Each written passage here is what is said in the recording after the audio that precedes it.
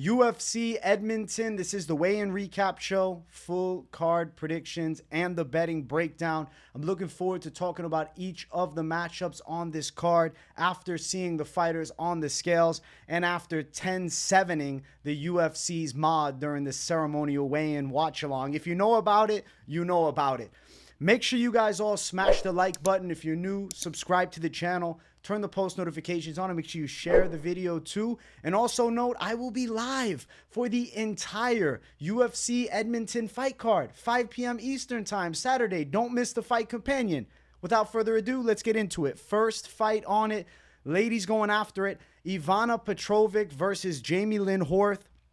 I've been picking the side of Ivana Petrović throughout the whole week. I feel like she's got more like upside and potential than Jamie Lynn Horth. I'd say she's got relatively decent kickboxing from range with a bit of a submission threat, which I think can give her a slight edge over Jamie Lynn Horth. It's low-level women's MMA and relatively a coin flip matchup. Horth's coming off that loss to Veronica Hardy, kind of a close fight. Before that, she exposed Haley Cohen, but I thought she was overrated the whole time. And then for Petrović, she beat Na Liang, who's essentially a can, and she does have a loss to Luana Carolina. Say what you want about Carolina's herky-jerky style. She does have decent UFC wins, and she went the distance. Not a horrible L. Going into the fight, she was undefeated, as was Horth going into the fight against Hardy. Two prospects, one's 34, one's 30. I think Petrović a little bit cleaner with the stand-up, a little bit more of a submission threat on the ground, and the pick's got to be Petrović to pull through. Live to win a decision. We'll check the ladies out on the scales. Let's scroll up to the top, and we'll look what the ladies brought to the table. So Petrović looks tremendous on the scale. That's the first thing I thought. You can see the face-off, a little sneak peek. She looks incredible. Jack shredded, looking clean. It's got the look to be a top contender for sure. On the opposite side, Jamie Lynn Horth. She's got the Ariel Helwani schnoz, you know what I'm saying? She's got an intense look in her eye, and she's ripped. She's got a nice physique on her, but remember that Jack Canadian girl from Contender Series getting killed by that chubby Latin American chick? Physiques don't win the fights, but we got to analyze them.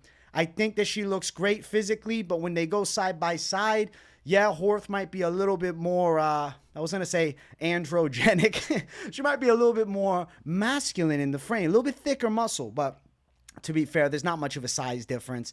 I think that battle of side profiles, it's 10-6 for Jamie the Schnoz Horth to pull through. But on the opposite end, Petrović and her, you know, staring into the souls, I think she's a tough chick that can give her a hard fight. So I am going to pick Petrović to win in a gritty matchup. Jamie Lynn Horth is no can, okay? She's a tough girl with good physicality, but I don't think she's going to beat Ivana Petrović here. I'm going to pick Petrović to pull through. And damn, I was shocked that the odds were this wide. Like, how the fuck is either one of these girls a wide favorite? Like, I know Horth's Canadian, but just because she's Canadian, she's the 3-1 almost, or minus 230?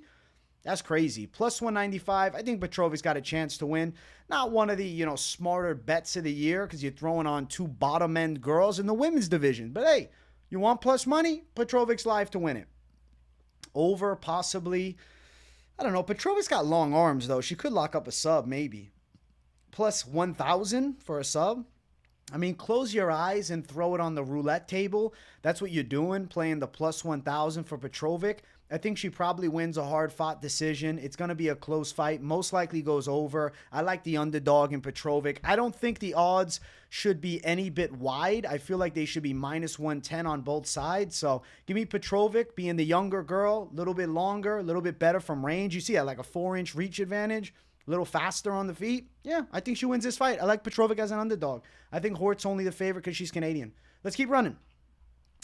Next fight. Chad Anheliger versus Cody Gibson, a.k.a. the starving Darren Till. Bro, I feel like he looks kind of like a, you know, American Darren Till if he, like, shrunk, you know? We'll talk about the scales in a second. Let's talk about the styles. I think Cody Gibson wins this fight. Anheliger's a good volume striker with decent leg kicks, but, like, he's not sensational anywhere. Not that Cody Gibson's this top caliber guy, but he's got decent straight shots, decent kicks from range. He's kind of quick. I feel like he's also a little bit slicker, maybe, than Anheliger. Anheliger is more scrappy, but I think Gibson can win with his major reach advantage, working a jab and strikes from the outside. And he's also relatively well-rounded. He's not getting out-wrestled by Anheliger. He's probably winning a lot of the grappling exchanges. And then you bring in, look at that reach, 71 to 64.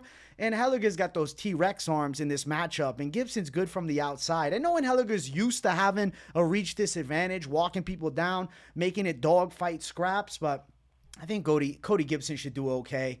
He'll keep his job. I really feel like at 37, both of these guys could be on the chopping block, right? On one of the final cards of the year. I know Cody Gibson fought hard to get back, and, Anheliger had a late UFC start coming in his damn mid-30s.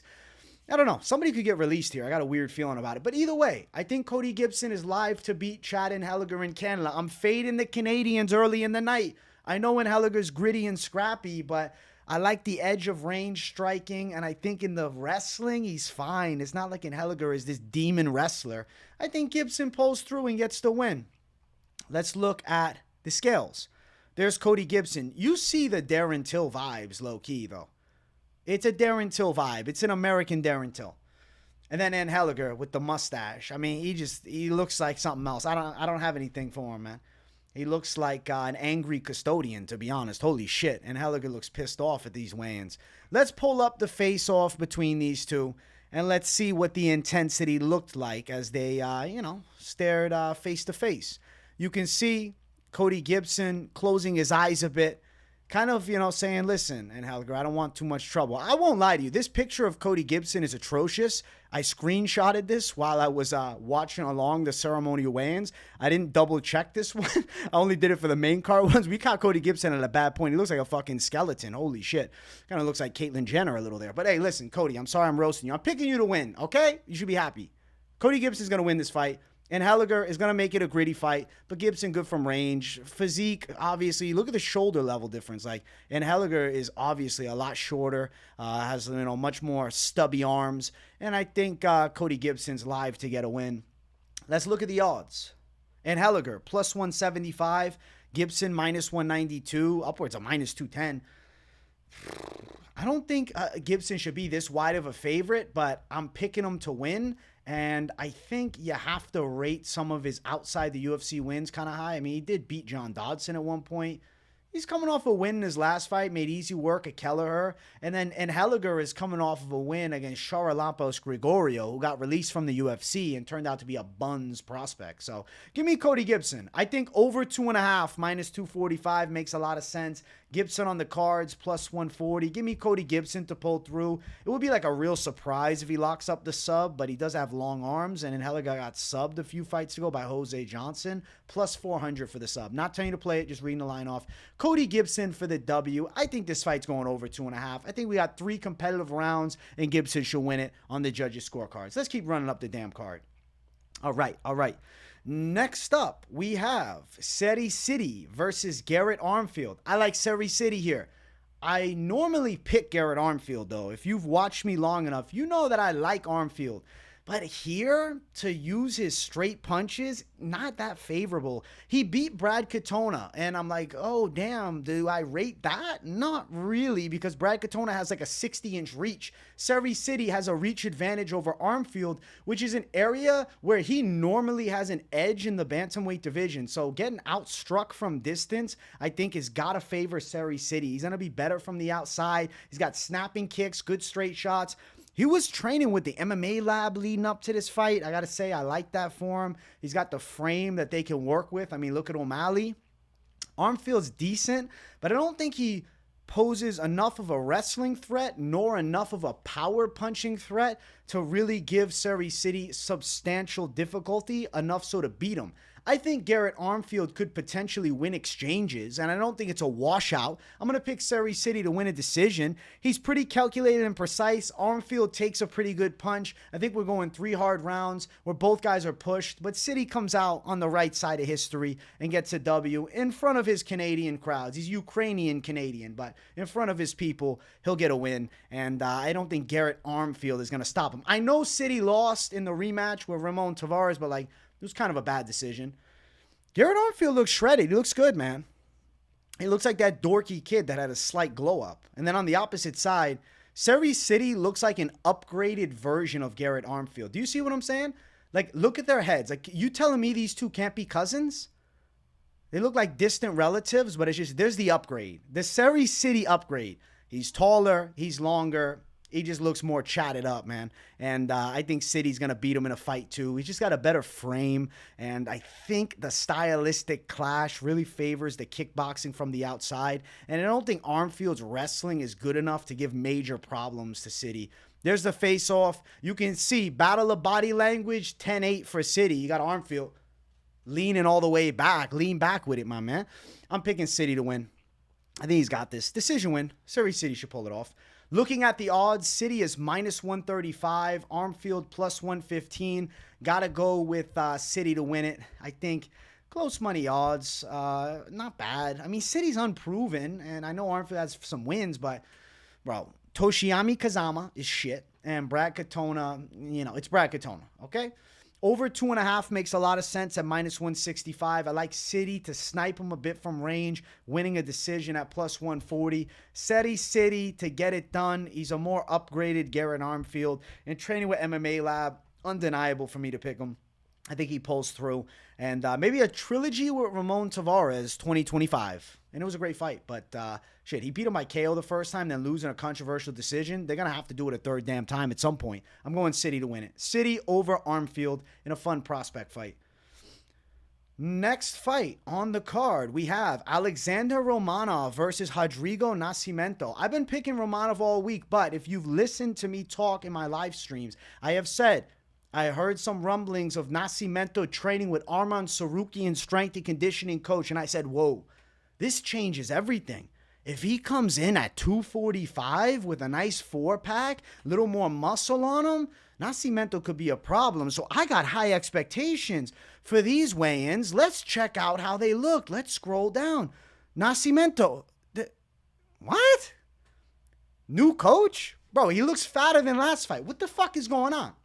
No, I'm not picking Nascimento. Oh my gosh. He looks chubbier than I've ever seen. The hips look wider. This is the new strength and conditioning, bro. I thought he was coming in at 240, 245. He comes in at 265. Bro, his diet's not in check, man. Holy shit. Battle of the obese heavyweights. And then we got Romanov, who looks fat, but you can see some loose skin. And that tells me he's cut a little body fat off. Now, he was at like 235, 240 at one point. Now he's 261, but at least he's not 265. Both guys are fadeable as fuck and guys that I would, normally fade as of recent. But I'm going to pick Romanov to wrestle fuck him. I don't think that Nascimento is going to stop takedowns consistently. I'm going to go with Romanov. I know Nascimento is relatively decent at jiu-jitsu, but he doesn't have any punching power.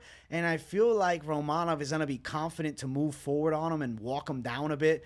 And you can also see the face-off. Like, Romanov's the bigger dude. He's a little bit taller than him. He's got the smile. I don't know, man. If you don't look at the physique, Romanov looks like he lost body fat in his face, at least. The physique, though, it looks ogre-like, man. Can he fucking get a nutritionist?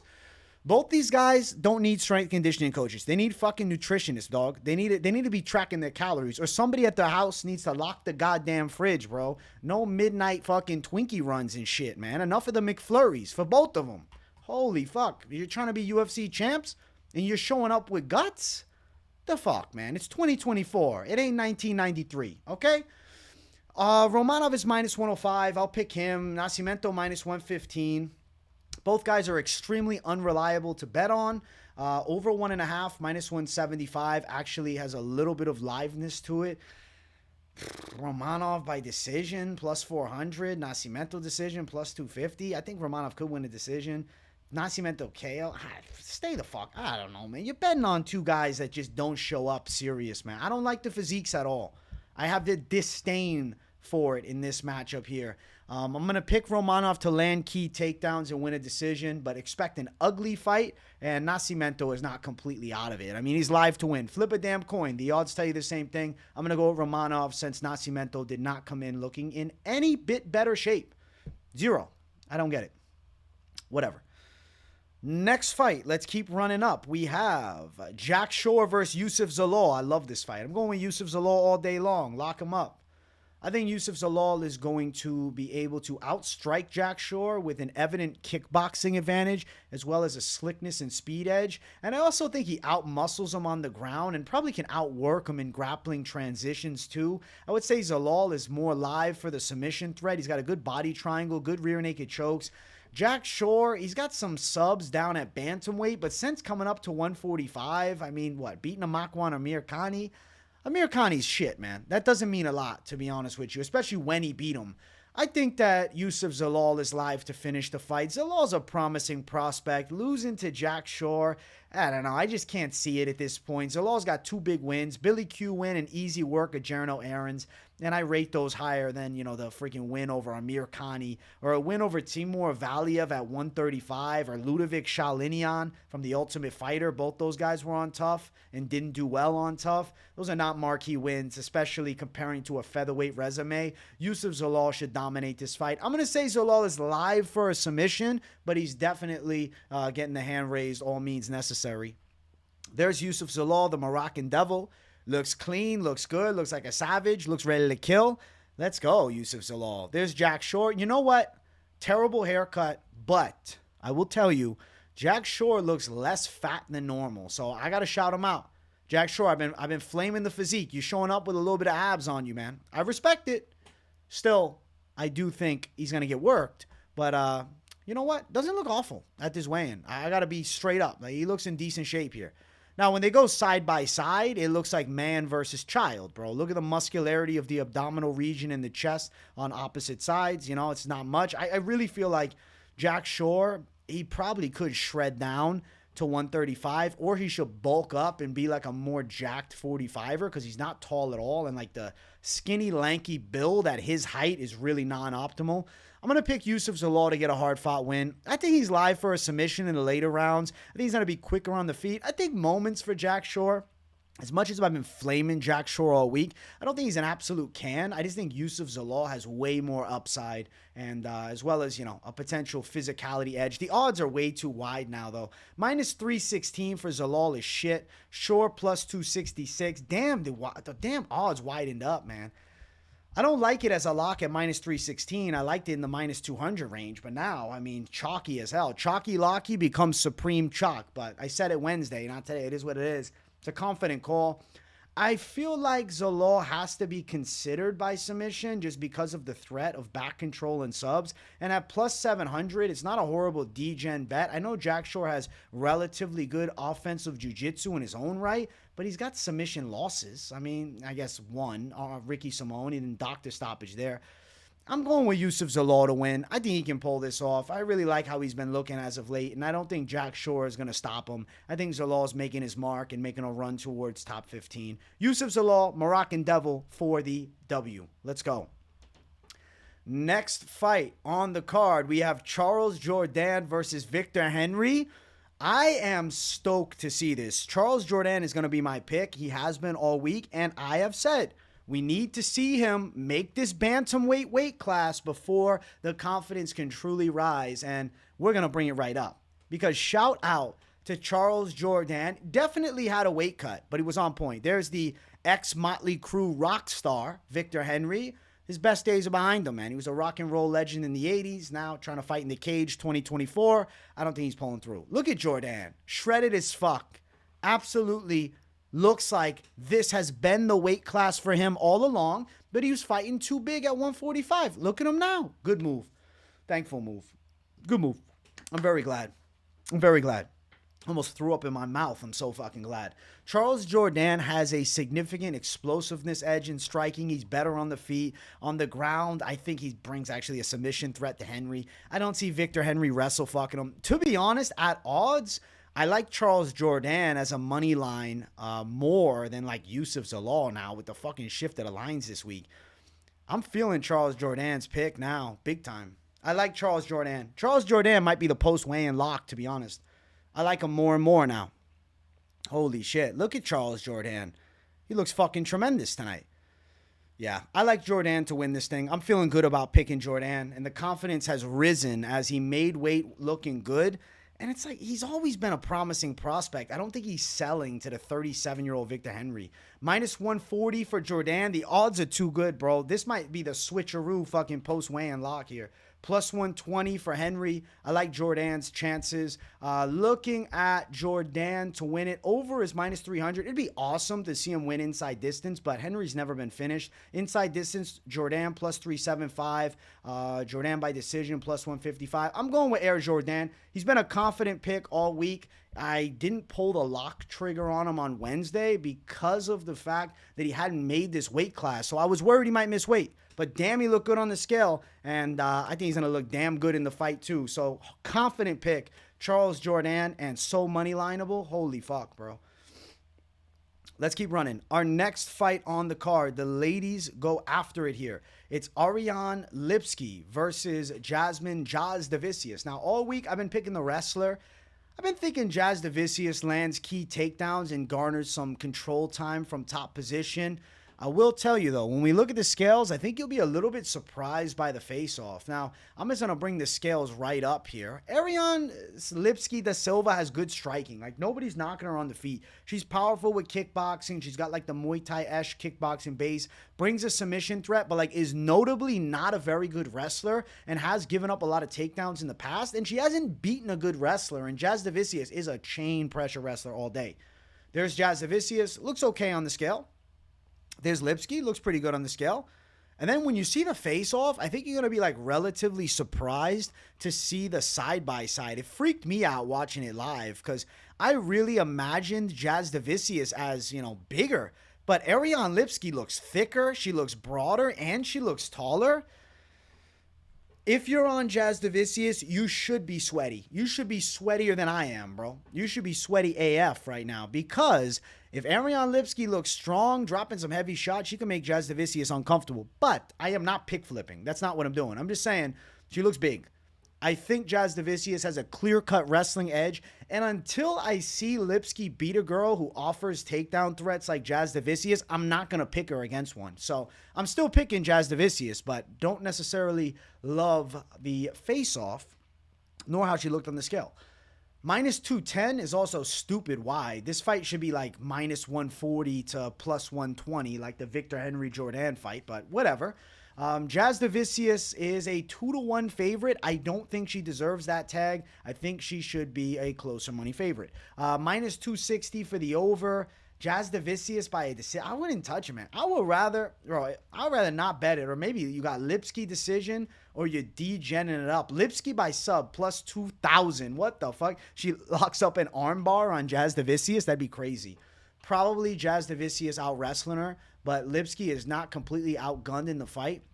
And seeming like she's going to have a size advantage in the matchup. And also with Jasudavicius being 35, I think Jasudavicius is a bit of a like yellow flag bet. And the odds that you have to lay down to play her money line are something that I personally would stay away from. I'd favor an over in this fight. Or even though I'm picking against it, go for the dog side. Because there's, to me, not a great upside on Jasudavicius. She might go out and dominate. And I'm not telling you bail on your bets if you got her. If you're confident in her, pick her. I'm picking her too. But you have to take the evidence into account. Lipski looks big, and she could stop some takedowns. We'll see. Evidence hasn't told us she can yet, though, and that's why I will remain on Jasudavicius' side as the official prediction by decision. Next fight on the card. It's our featured prelim of the night. We got Aiemann Zahabi versus Pedro Munhoz. Okay. Veto the Young Punisher nickname. In the comments, we all need to just change Pedro Munhoz's nickname. It's time to let it go, guys. Do we all agree?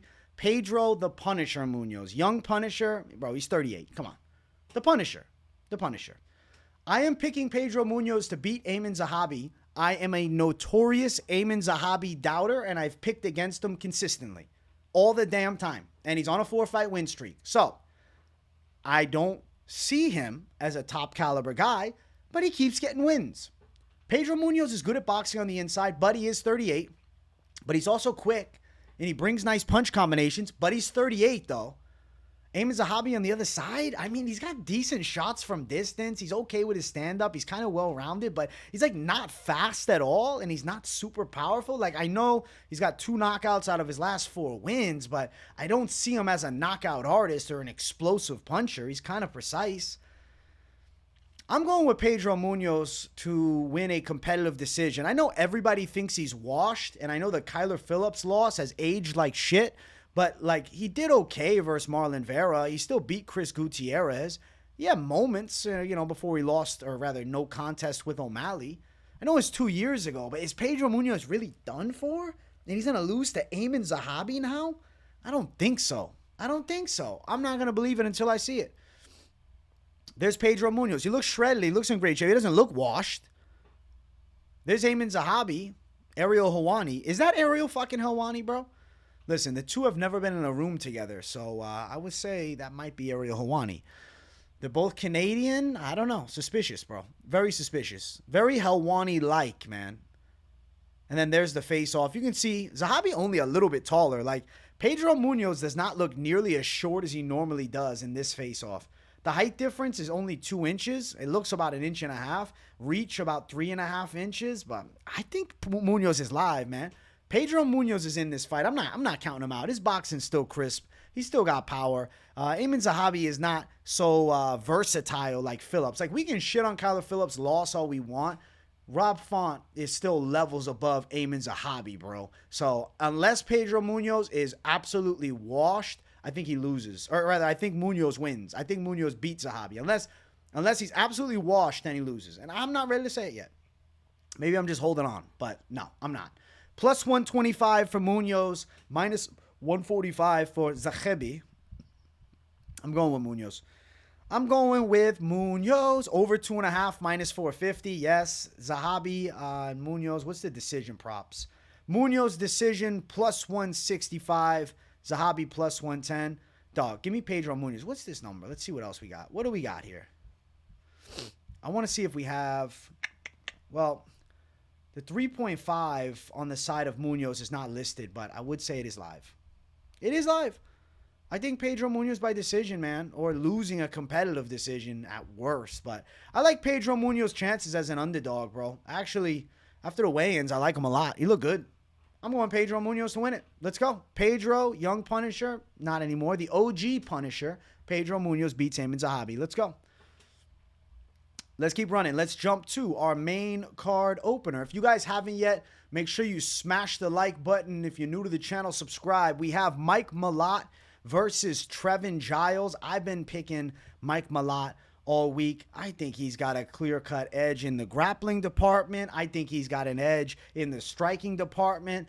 And I think because of his grappling threat, Trevin Giles is not going to be able to throw explosive hooks and just walk him down. Like, you're like, yo, Prates is a great kickboxer and Giles was catching him. Okay, to be fair, though, Prates offers no other threat in his game, and Trevin Giles was able to explode forward with confidence in his punches because there's literally zero threat of a takedown happening, whereas it's essentially the complete opposite here with Mike Malott. Mike Malott is extremely crafty on the ground, and he does have good submissions. I know that he sold horribly against Neil Magny, but he was dominating. And I'm going to pick Mike Malott to win, and I'm going to say he wins by sub. These two did grappling against each other. Malott beat him by a decision. I think he gets the submission this time around.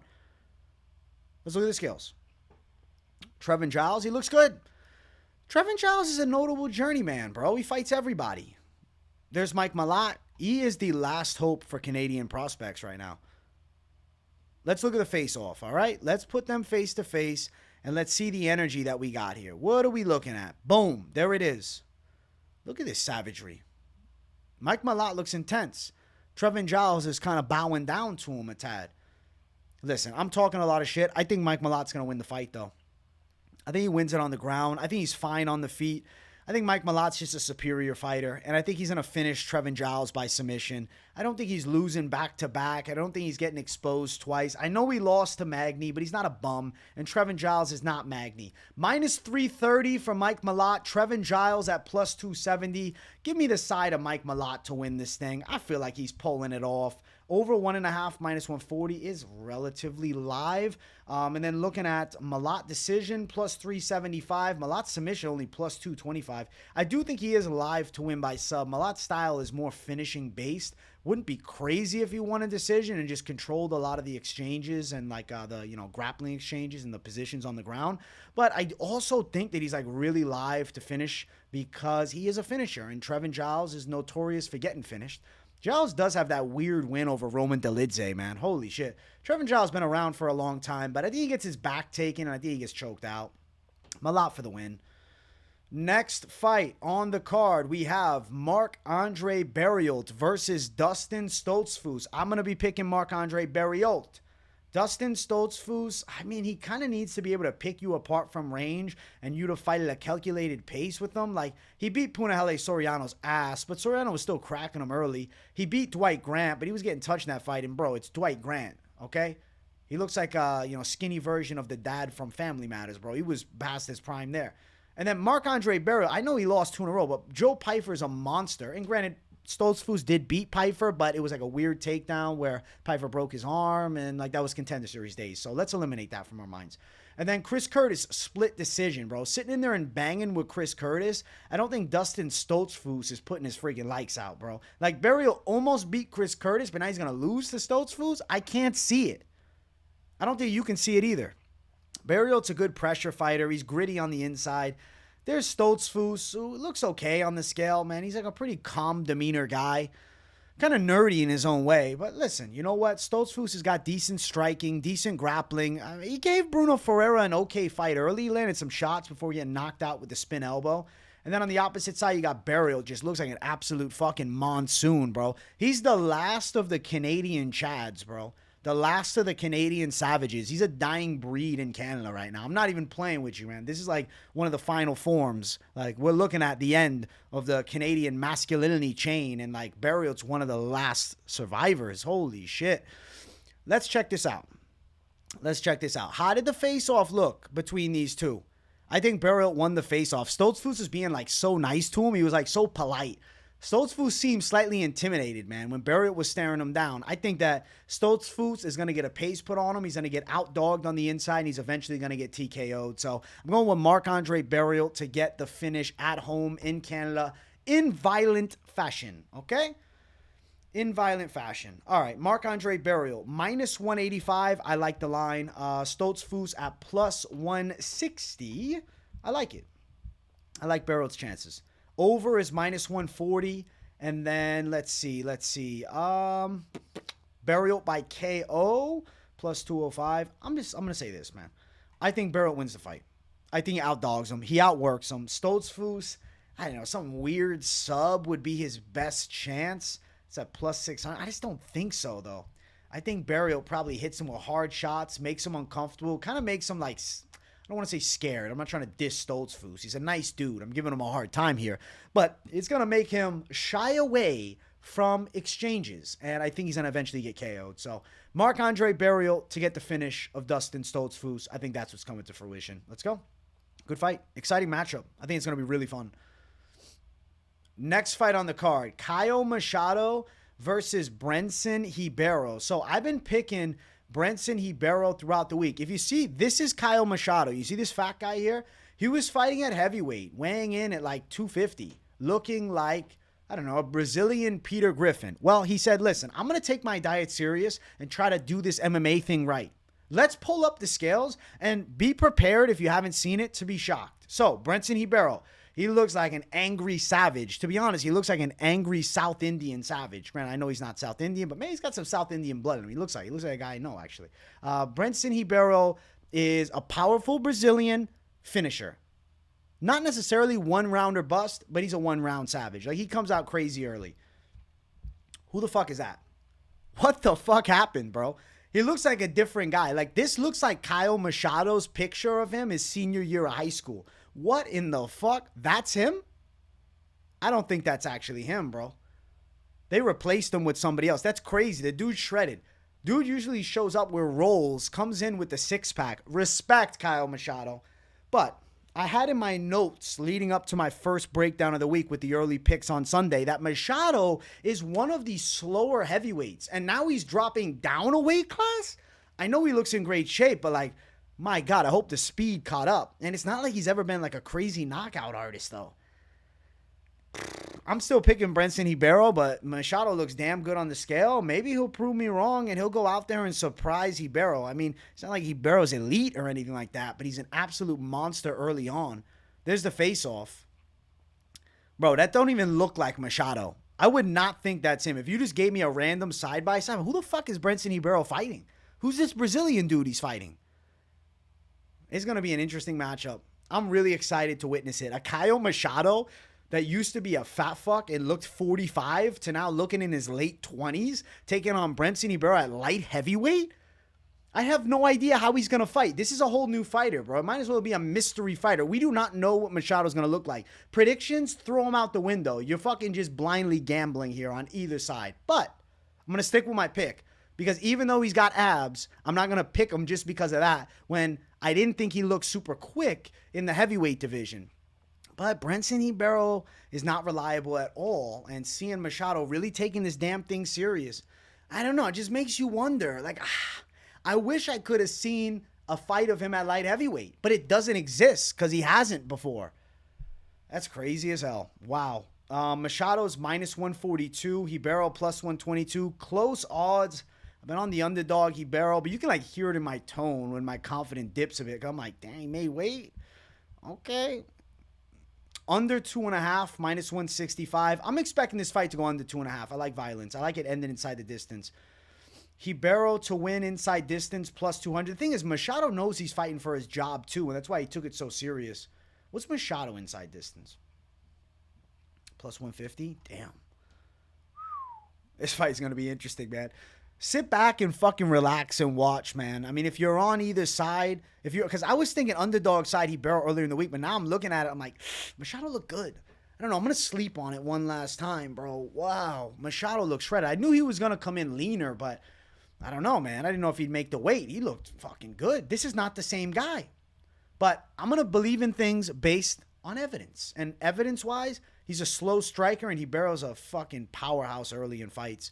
And I think Ribeiro could catch that Machado chin and put his lights out. And normally, dropping down from heavyweight to light heavyweight is not necessarily good. Like, we've seen guys do it and then look worse at light heavyweight as opposed to heavyweight. So, gonna go with Brenson still, but definitely nerve-wracking pick.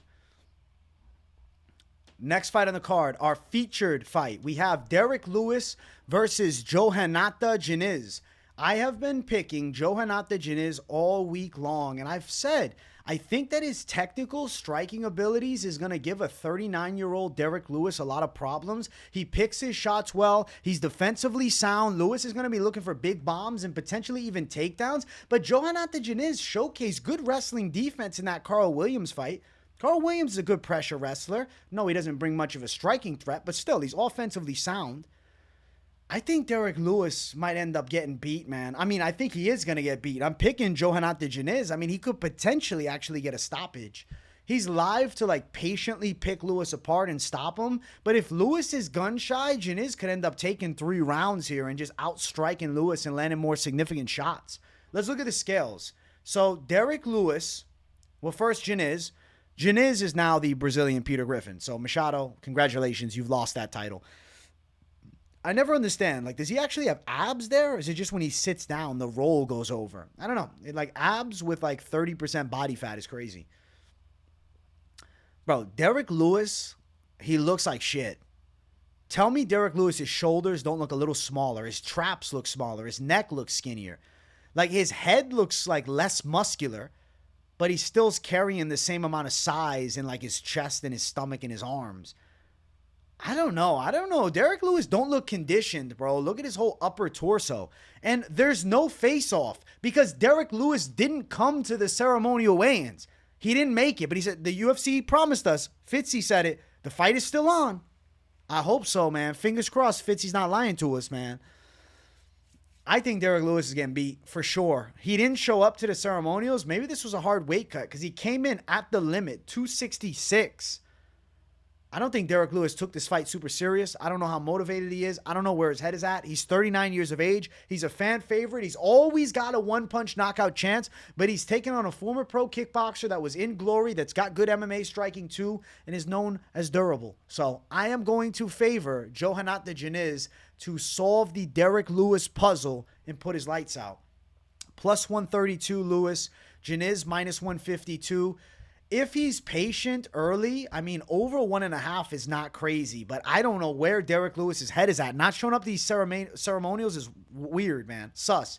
This fight might not happen, but the Diniz confidence has actually jumped substantially. Seeing him hop on the scale, looking confident, ready to go. Lewis not showing up. I was already confident picking Diniz, but I think it's Rose, man. I think I got a money parlay. I told you guys I got a special post-weigh-in parlay. If you're not watching Wednesday's show, you're missing out because I'm dropping hella parlays. But I got a special post-weigh-in parlay that I'm cooking up, and let me just tell you, I think Diniz is on that list, man. Minus 152, Diniz to get it done. Close money favorite. I like the chances. I think he's beating Derek Lewis. I normally pick Derek Lewis. You guys know it. If you follow the channel long enough, you know I normally pick D-Lew. Not here. Diniz, to pick him apart, probably stop him late. Gets the KO. I'm going with the Brazilian kickboxer. Let's keep running. Next fight, we have Thug Rose Namajunas versus Ariane Blanchfield. Now, I have been picking Thug Rose, and a lot of people will probably say, bro, you jumped ship. You were an Ariane Blanchfield fan since day one. Listen, I'm just recognizing that she's only 25, and Thug Rose has got really slick striking and is hard to get a hold of. Blanchfield has really good grappling, but getting a Thug Rose there is a lot easier said than done. Rose has solid takedown defense, but besides takedown defense, she has really good movement, which can make landing takedowns on her exceptionally difficult, and Ariane Blanchfield doesn't have a great striking base. Could Ariane Blanchfield time some key takedowns and win a competitive decision? Could this be Esparza versus Rose Namajunas 3? Maybe. Maybe. But I think Thug Rose can land more significant shots. She does have better kickboxing for sure. She's 100% faster. Blanchfield, I hope she's shored up the boxing. I hope the main thing she's focusing on is the striking game because her grappling is already exceptional. But having the striking to be able to set up the takedowns and time some magic is going to be key. I don't love it here. I think it's a really close coin flip type of fight. I've been picking Thug Rose throughout the week. I kind of feel like a traitor, though, picking against Ariane Blanchfield. I won't lie to you guys. I've been feeling bad about it. I've been waiting until today to tell you guys I'm feeling guilty. Blanchfield, I mean, she looks like Blanchfield does. She looks like a, girl from the tri-state area. And then there is Thug Rose, who looks like a men's flyweight. Looks like an 18-year-old, man. 18-year-old men's flyweight prospect. Jose Namajunas, yo. Nah, I'm trolling you, Rose. I'm sorry. Now, Thug Rose is a gangster. I feel like she's still got 1 or 2 big fights left in her following this, and losing to Blanchfield, there's like no chance of a title fight. I just feel like it's going to end up happening. And it's 5 rounds to work. Blanchfield got 50-45 by Manon. At least Thug Rose kind of took a round with Manon, and she also had a broken finger since early in that damn fight, I think that Thug Rose is live to pull through. I'm going to pick Thug Rose to find a way, but it is not an easy one to confidently call. But I am going to pick Thug Rose to win in competitive fashion against a gritty young prospect. But I still think Rose is in her prime. And to be fair, we could be looking at the best version of Rose ever at 125 pounds now that she's become a real woman's flyweight. So going to go with Thug Rose to find a way. But cool fight between her and Blanchfield. Intense face-off as well. Let's look at the betting odds for the fight. Thug Rose is an underdog at plus 115, which I still don't understand. I think the odds should be flipped. Blanchfield minus 135, the favorite. I'm going with Thug Rose to pull it home. I think she's going to take it. Over probably minus 270. Rose Namajunas by decision, plus 185. I think she wins in the cards. Yeah. I think Rose is live to win a close fight. The Namajunas I think the Namajunas lines are pretty live altogether, though. The over 4.5 at minus 260. Namajunas to win it. Decision. I really think they're going long. If Blanchfield bodies her on the ground and wins by sub, that'd be like really impressive. Blanchfield by submission is plus 450. That'd be insane. I'm going to say Namajunas finds a way to win it. But like as I'm talking about it, my confidence doesn't feel insane here because I see it as a relatively 50-50 fight. And if Blanchfield's made some serious improvements and can time some takedowns, like she could definitely grind out a win over Thug Rose. But at 32, Rose is still 1,000% in her fighting prime. And I'm not going to write her off when she has more of a well-versed game than Blanchfield. So for that reason, 48-47, I think Thug Rose wins a competitive decision, 3 rounds to 2, maybe 4 rounds to 1. Hard-fought fight, full 5 rounds. Namajunas for the W. Let's go. Next fight on the card, it brings us to our main event of the evening. If you guys haven't yet, make sure you smash that like button. If you're new to the channel, subscribe it up. It's Brandon Moreno versus Amir Albazi. I've been picking Brandon Moreno throughout the week, but I won't lie, man. I've been seeing things on Twitter that Moreno's got love handles, so I was like, yo, I need to see these scales. Is Moreno like lost his motivation? Is he looking out of shape? Well, we're going to jump to the scales and check things out, okay? We're going to see. Where's Brandon Moreno at? Well, first, Amir Albazi looks like a shredded freak. The dude is in absolutely phenomenal condition. But Moreno looks in good shape. Moreno looks pretty solid. I feel like this picture, they're not doing him justice. He looked lean. He has abs too. Brandon Moreno is definitely ready to fight. I like the matchup. Moreno has a volume striking advantage. What I like about him a lot in this fight is going to be that. On top of that, I think he's got cleaner boxing and actually cleaner kicking skills than Amir Albazi. I really think Brandon Moreno can outstrike Albazi. And when I look at Albazi's wrestling, yes, he's a physical specimen. Look at the physique on the dude. Shredded AF. But is he going to grind out Brandon Moreno for 5 rounds? Can he take him down and control? Like Pantoja had a really hard time doing that. Is Albazi that level of a beast at wrestling? I thought Albazi lost by decision to Kai Kara-France. Hasn't fought since then. Has dealt with some injuries since then.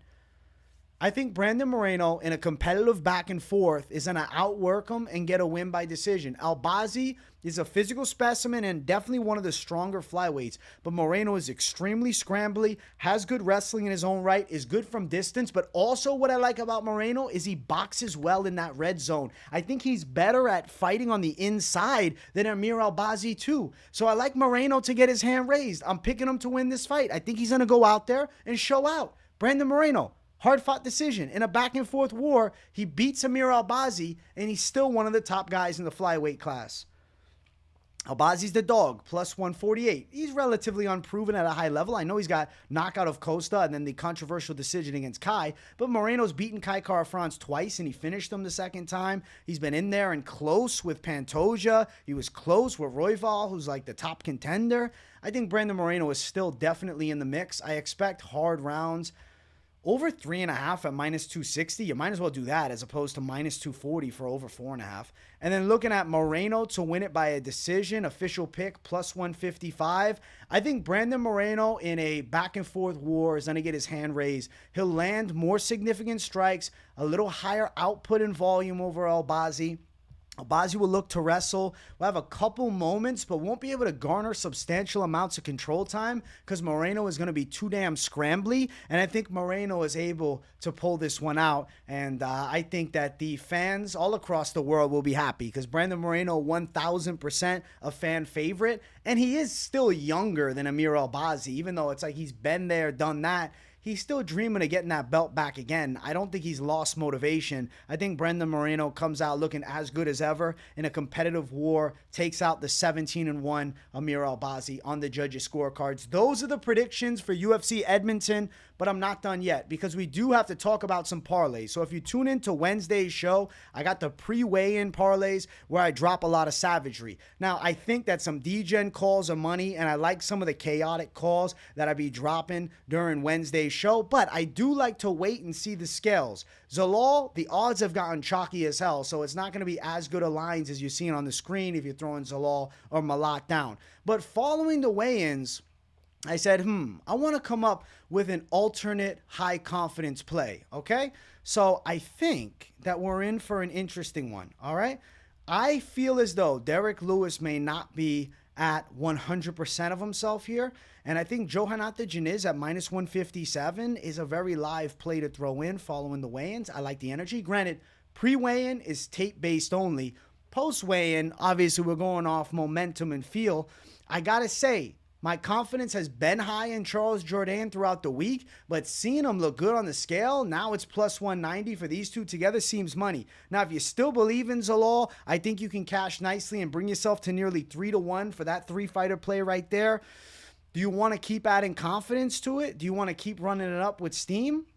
Because if you do, I mean, there's ways that we can run it. Let's go a little farther. Let's see here. On the main card, is there anything else calling my name for this post-weigh-in? You could go Barriault. I think he outdogs him, brings you to nearly 5-1. I think Mike Malott wins it, plus 439 if he wins it. If you don't like him, though, like, yo, I want underdog action. I know people are going to say I'm crazy, but I think Pedro Munhoz is live to win, and now you're at 8-1 odds. I like Munhoz following the weigh-ins as a dog a lot, which I didn't anticipate before the weigh-ins, but following it, I'm like, okay, Munhoz, you're looking pretty damn good. Now, Gibson and Anheliger, I mean, I anticipate this fight's going long. You got plus 1,100 if you're running that, but let me remove the Munhoz dog out your lineup, man. Plus 463 just for this right here, which is pretty good. If you want to go another over, I think Sidey is live to go over, plus 766. If you don't like it, take it out. Don't worry about it. You just want to throw confidence down as far as the picks go. You throw in the likes of Malott, plus 668. Then maybe you're going Marc-Andre, plus 1,000. Now we're getting chaotic and crazy. Maybe you're like, bro, I need Moreno at the top. There's your plus 1,700. Be smart, be intelligent. It's easy to get carried away. Do your own research. Don't blindly tail. I tell you guys every single week. Granted, if you're blindly tailing, a lot of the times you are cashing, but it's best to see where you line up with what I'm thinking. Guys, I hope you enjoyed this week's weigh-in recap show. It was an eventful one. I absolutely loved this week's breakdown, and it was a lot of fun. If you watch my ceremonial weigh-in watch-alongs, bro, we were having fun. The UFC, whoever the mod is that works for him, was replying to me in chat, trying to give me a hard time about my UFC 309 is a disgrace video, but you guys know we cooked them because that card is subpar, and the UFC knows it too. I hope you guys enjoyed this full card breakdown. Make sure you smash the likes, and if you're new, subscribe. W's in the comments if you got nothing to say, but let me know. Do you got any pick flips? I was close on a couple. Like, I was like, damn, Machado looked good. It made me lose confidence in Ribeiro a little, but I don't know. To jump the line and pick flip a blind one like that, didn't call my name. Lipski, she looked big, but she still never proved that she can stop takedowns against good wrestlers, but the size is real. Let me know. I want to hear from the people. Thank you guys for watching. Much love to each and every one of you. Subscribe if you're new. I'll see you all for the Fight Companion tomorrow. Have a blessed one. Good night and peace out.